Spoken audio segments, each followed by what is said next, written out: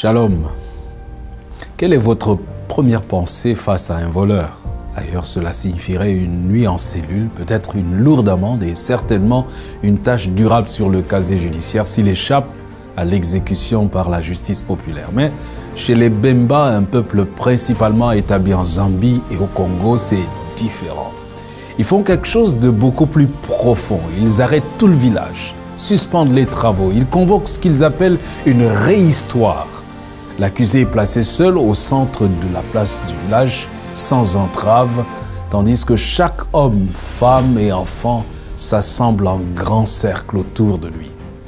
Du lever du soleil jusqu'au coucher, chacun des anciens sages au tout petit, chacun prend la parole à son tour. Il rappelle comment l'accusé a partagé son dernier repas, porté de l'eau pour un vieillard, chanté plus fort que tous aux funérailles. Rien n'est exagéré. Et cela pendant 2 à 5 jours parfois, jusqu'à ce que chaque souvenir positif soit épuisé.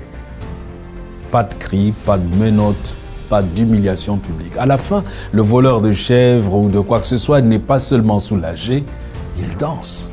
Non pas parce qu'il s'en sort à bon compte, mais parce qu'il a entendu sa propre valeur intrinsèque répétée jusqu'à ce que cela transforme réellement son cœur et son esprit.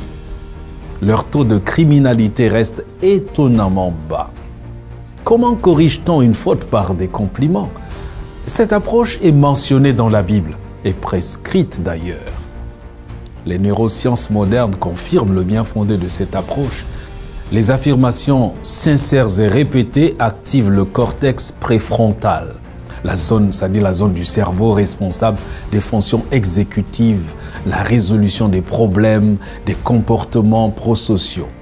C'est la même région du cerveau que la punition et la honte tendent à éteindre. Quand ton identité est puissamment renforcée par des paroles positives, le cerveau se reprogramme littéralement vers de meilleurs choix. La vie quotidienne chez les Bemba est déjà saturée d'éloges et de respect mutuel.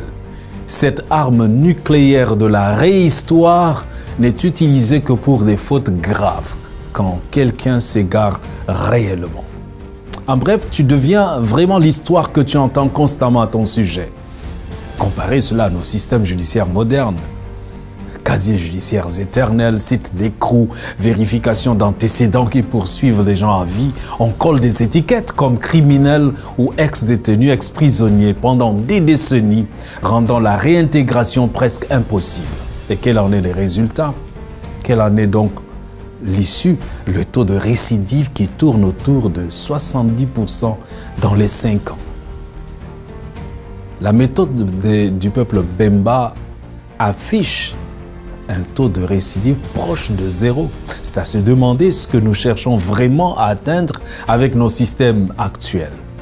Le peuple Bemba a simplement institutionnalisé la version la plus claire et la plus puissante de « tu vaux mieux que cela ». Ils comprennent que l'identité façonne la destinée. Faisons attention aux paroles que nous lançons à nos enfants, à nos collègues, à nos employés quand ils ont fait mal. Il est facile d'oublier tout le bien que ces personnes ont fait, tous les sacrifices consentis. Dieu nous prescrit cette attitude dans Galates chapitre 6 verset 1. Frères, si un homme vient à être surpris en quelque faute, vous qui êtes spirituels, redressez-le avec un esprit de douceur.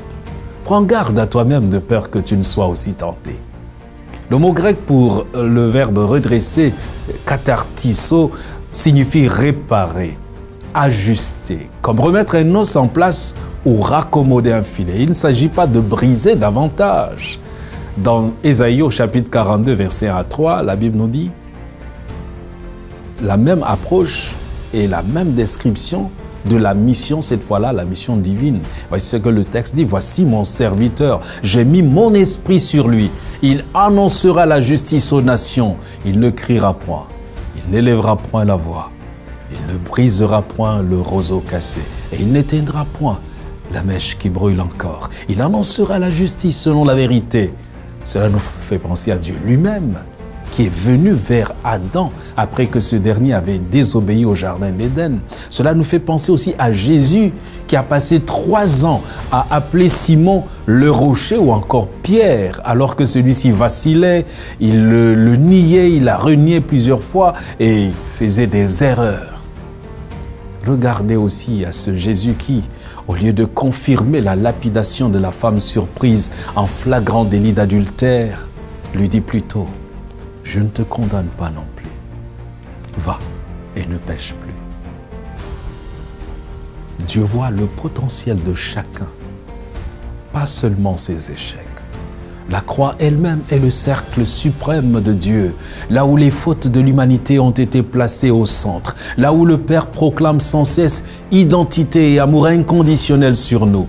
Le peuple Bemba reflète le rythme du ciel, une bénédiction puissante qui efface la faute, qui transforme. C'est l'amour les uns pour les autres que Jésus a identifié comme la marque de ses disciples. Peut-être est-il temps d'échanger certaines de nos prisons contre des cercles de récits et de voir la honte enfin perdre son emprise. Il est temps de pardonner et de montrer de l'amour à notre conjoint. Il est temps de montrer de l'amour à nos enfants que le monde a séduits. Cette fille qui a porté une grossesse, ce fils qui a commencé à se droguer, ce jeune homme qui a tué, cette jeune fille dont les sextapes ont envahi les réseaux sociaux. Ces enfants veulent revenir à la maison. Y a-t-il personne? N'y a-t-il vraiment personne pour les accueillir à bras ouverts et à cœur ouvert?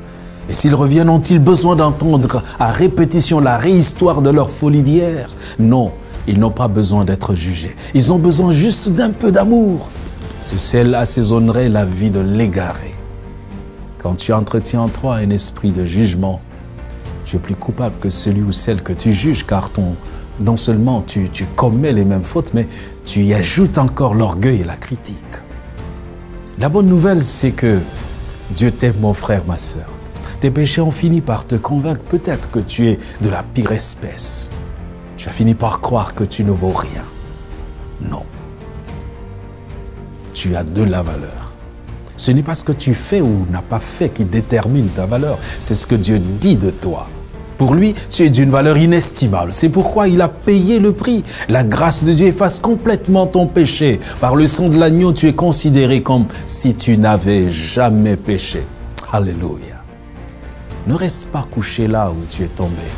Lève-toi, confesse tes péchés et crois au pardon. Je t'assure, Dieu ne te mettra pas dehors.